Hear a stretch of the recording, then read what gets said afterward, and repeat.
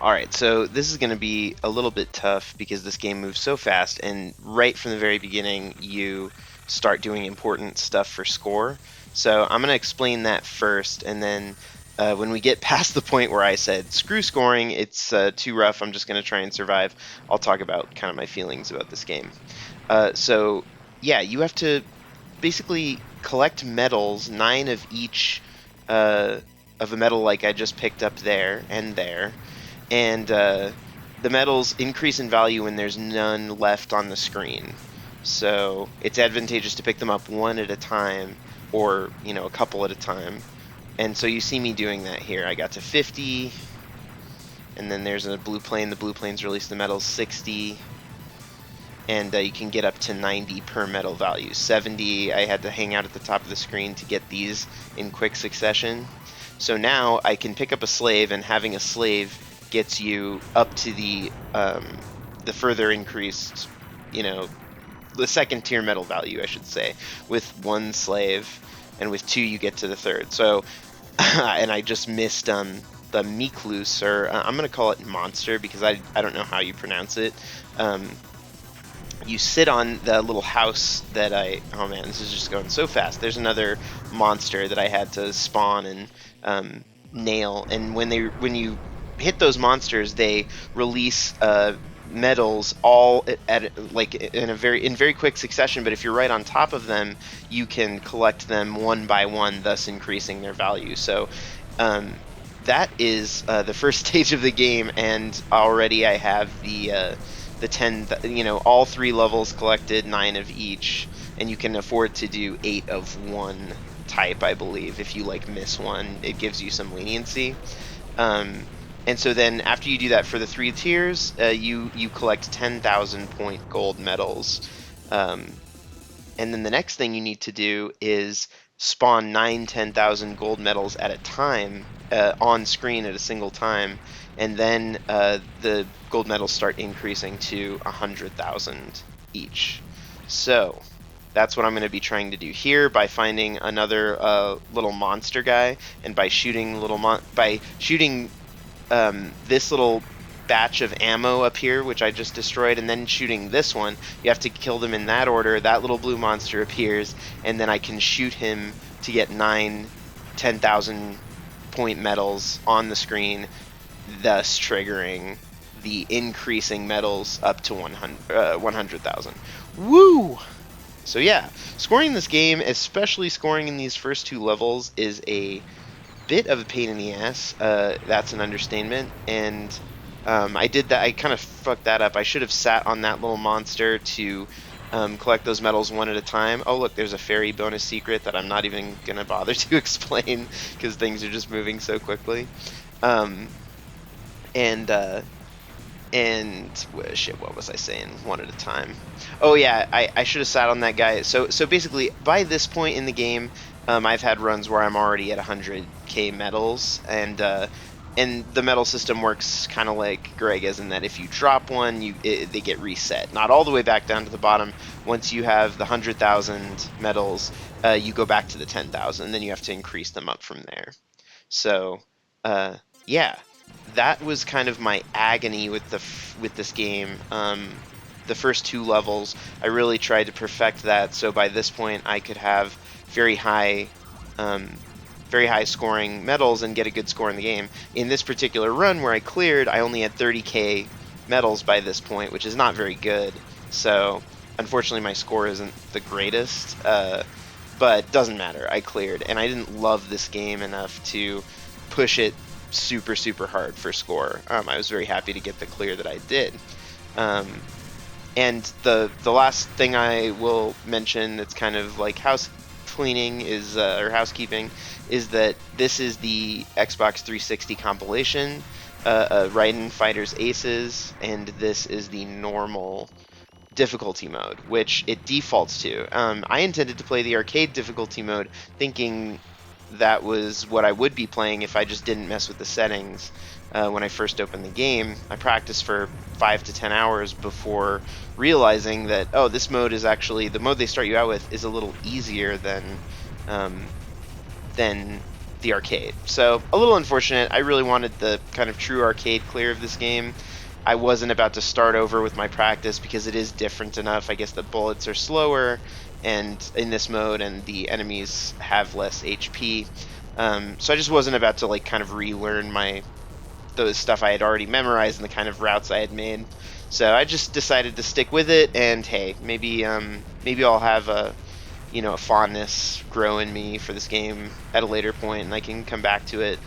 This level does a lot to kind of fuel my love of Raiden Fighters. This level is sick. It is just non-stop action. It looks great, and it's designed super well with this giant ship in the middle, and you kind of circle around it, destroying all of the the smaller ships and tiny ships and planes that are trying to protect it. And the music is just nuts. I mean, you hear it just going at a million miles an hour, and it starts off with that great synthy, cinematic anthemic thing, and then it just goes into this crazy, like, holy shit, we're just, it's just the sound of like bullets flying from your plane almost. So yeah, that's the appeal of this game. The action is super fast. It's extremely well designed, and looks great. And look at the kind of bullet curtain you shoot out there is so cool. Its downsides are the finicky scoring with the stupid monsters that you have to uncover. I just don't love. And if it were just straight medals, it would be great. I love it when you get to like 10,000 and you're trying to get it up to 100 and keep it there. Like, that's when it gets fun. But just getting it there in the first 2 levels or as early as possible is just such a fucking pain that I just can't recommend the scoring system, or I can't love it. Even though I find elements of it to be super compelling. This is a tough part where you have to go away from the ship, but you have to get right back to it because there are all these things sitting on the ship that will snipe you if you don't go and seal them up. That's a big part of this level that, I haven't been talking strategy at all, like for the first couple bosses or whatever. The game just moves too fast, and I felt it would be best to explain the scoring as opposed to talk about the other elements of the game. But sealing is a big part of this. There are enemies everywhere, and especially you'll see in stage 6, which is the other kind of big boss stage, that you want to position yourself on the screen such that you're sealing stuff at the same time that you're shooting other stuff so often in this game. And I'll point out specific examples of it when it happens. But it just happened at that point that I mentioned, where I'm kind of flying off to the left, shooting everything in the sky, and then moving back to the ship to seal enemies up there. Or else, if you hang out too far to the left of the ship and let those guns see you, let the camera pan over there, they'll just immediately gun you down, because you're getting shot at from the top of the screen, you're getting shot at from the right, and you can't mess with that. All right. Whew. Let's see what else we got here. Okay, you got 2 shot modes. You got laser and missile. I stick on missile with this ship I chose. The chaser is the fastest default ship, I believe. There are some secret ships from Raiden proper series that you can unlock that are faster, and the slave, if you play as that, is faster. But I like the feel of this ship, and I just kind of wanted to use one of the ones in the default game to clear for my first time. And you can see I'm conserving bombs as much as possible, because in the late stage in the late parts of the game, you need them desperately. This game, even on normal mode, the quote-unquote easier mode on the 360, game is super fucking hard, and the patterns are fast and furious, and having bombs, especially at the end game, is essentially, it's essentially a requirement. You could agonize over muscle memory, kind of skill clearing your way through, but I just think it would just be a nightmare. You'll see. There's a kind of a necessary bomb I use there. You want to quick kill see like that. And imagine that even faster in the arcade or like this. Like I dodge that stuff because, you know, it's not that hard, but if you stay cool, but if you get psyched out and start flipping around and flying around the screen, you just these fast bullets will eat you alive. Yeah, train levels good in this. You want to be really ideally you want your medal value to be pumped up to maximum here because you get a ton of medals, and I think I do have it at 100k. Yeah, I do. So that was good. That helped my score recover from my kind of crappy beginning. And there's a bunch of other little monsters and secrets and stuff that I did not deal with here. Like, for instance, if you hover over that tank head that turns and just kind of let it basically shoot around and you're in the middle of it so you're not getting hit, it'll pop out a little monster. And there's fairies in each level to be discovered where that give you extra bombs and 100,000 points if you collect the fairies. It's just too much to deal with on top of dealing with the base game for me personally. Like for my taste, I suppose, a bit of fun routing out the first level and first part of the second level for score, but I wasn't about to do it for the entire game. I these kinds of like super manic, fast bullet dad shooters are not my most favoritist, you know, type of shmup in the world. So it's just like I'm happy to have gotten the clear of this one. I think it's a very good game. I don't count it among my favorite shmups of all time or anything. This guy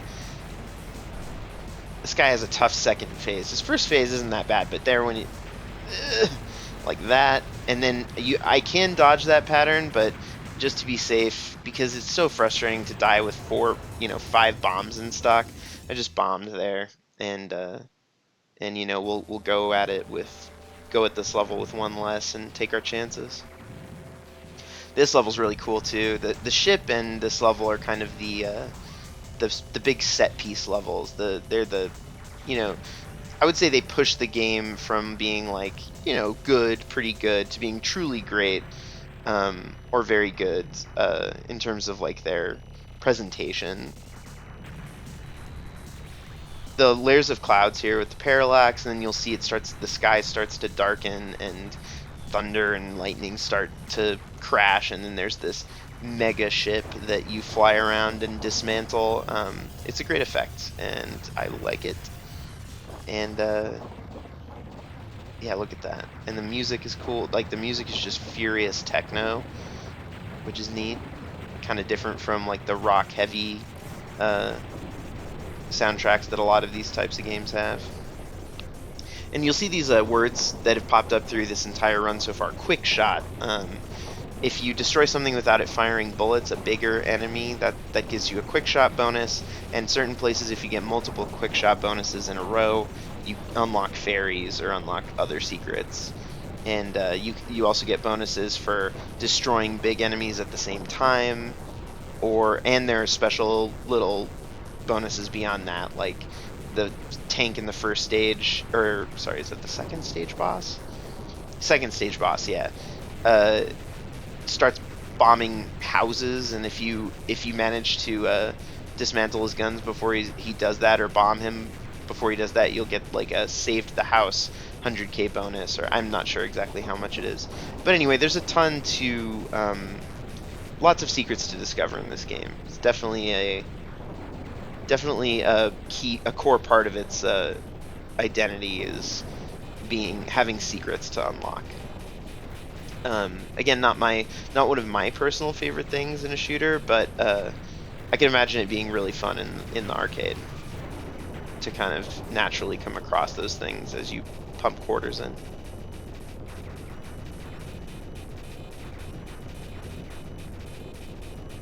So yeah, this level is just all about taking apart all of these tiny little guns for the most part. These guys will drop down at you super fast, but they're, you know, if you just kind of stay in the middle and don't freak out, they're pretty manageable. What really gets me in this level is another big criticism I have of the game is the camera movement.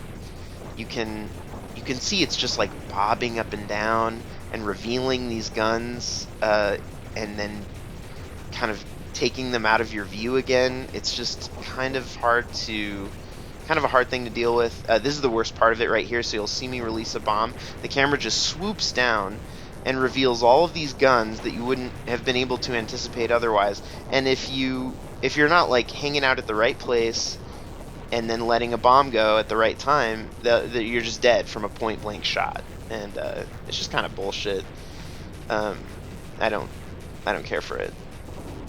But hey, it's not the worst thing in the world to have a couple memo elements like that. The game isn't full of memo, or I wouldn't categorize it as like a memorization heavy game. I mean, you have to route, of course, for the best chance of survival, but a lot of it can be reacted to.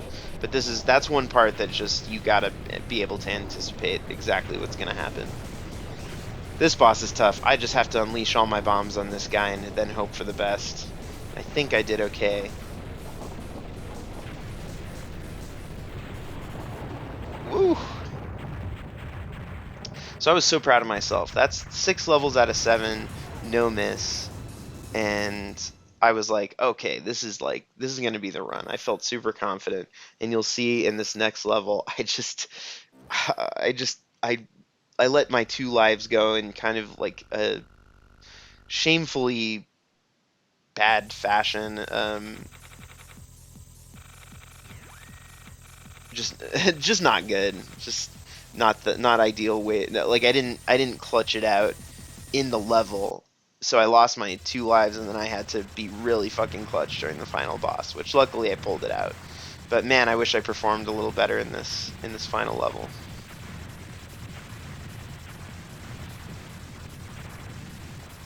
This is just some fun. This is some fun dodging in this level. They're not pulling any punches with the shots they're firing, but they're also not so ridiculously fast that they're, you can read the patterns in this level. Oh, those are pretty rough. So yeah, you gotta hang out near the tank and kind of point blank it. And then this I could usually get past, and there I took a death because so many times when I practiced that I got out of there on the right hand side of the screen, but just didn't kill enough of the enemies on my tap dodging to make it out. So when you die in this game, rank lowers, so that's nice. So right now my one hope is that okay, the rank is low now. There, I released all my bombs, so no more bombs already, and whoops, stupid death.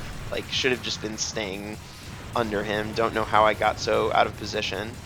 And then I killed a fairy here because I was freaking out because I didn't want to snowball. And I could have gotten an extra bomb from that fairy is the bummer. However, now we got no lives, and somehow I was able to pull this one together. There's a destroyed at a time bonus.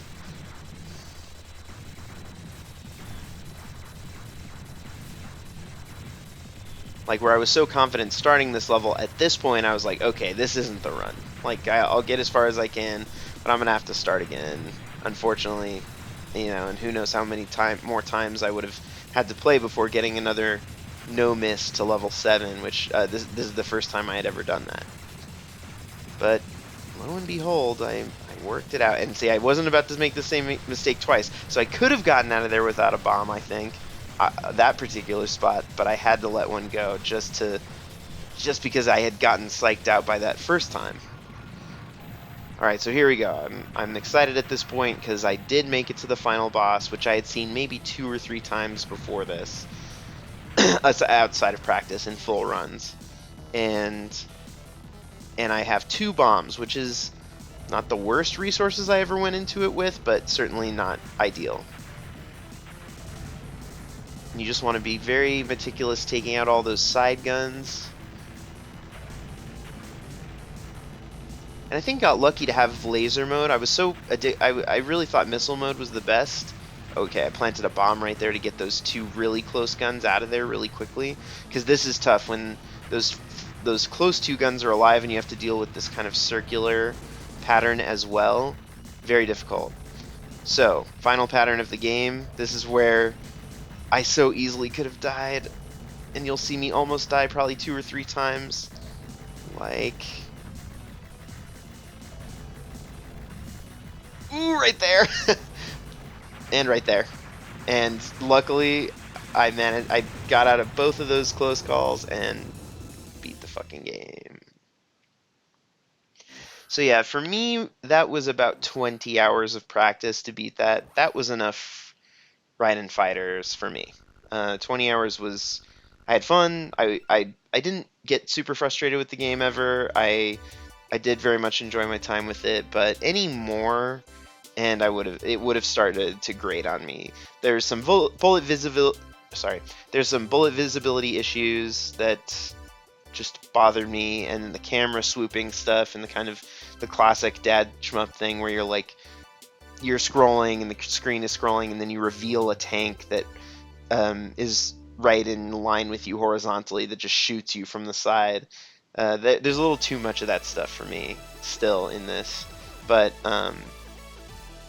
yeah, that's not to discredit it too much. It's very good, and there are probably, I mean, wouldn't be surprised if some people regard it very, very highly in general shmup canon.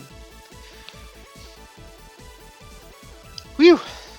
That was a fast one to talk through, man. That game is just so furiously paced. Even more so than your average STG. It's hard to do commentaries for these games because there's just so much going on and it all happens so quickly. It's part of the reason that I feel like they don't, they don't accrue a following so easily, is because even if you're playing with a friend trying to talk them through the appeal of this shit, I mean, you just kind of have to watch it and get the general gist. Like, to explain it, it's so complicated. I mean, my commentary for this is for people who are already kind of bought into the genre. I can't imagine someone who isn't into the genre watching it and getting excited about playing it from like that first barrage of scoring explanation. Like, it's just it's a both an unfortunate thing and just a thing that, as a shmup fan, you just kind of have to accept as what makes it special. It's just the very dense game design that's almost inexplicable or unparsable to a someone who's outside it. Like, you have to kind of, from a glance, from a side eye, get interested, and then just like deal with a mountain of being garbage and getting killed and playing bunches of shmups and slowly getting better, and then you're kind of like, oh, I get it, I see. Like, you get to that second layer of appreciation for this stuff. Hard to get there, but it's good to be there. It's good to just boot something up and just like you got the shmup basics down, so you can already just you can think about one layer deeper, all the scoring fundamentals, all the unique design principles, not just the shooty shoot, popcorn enemies and get to the boss, whatever. So yeah, that was a bit of a rambling end, but Raiden Fighters. Rules, kinda.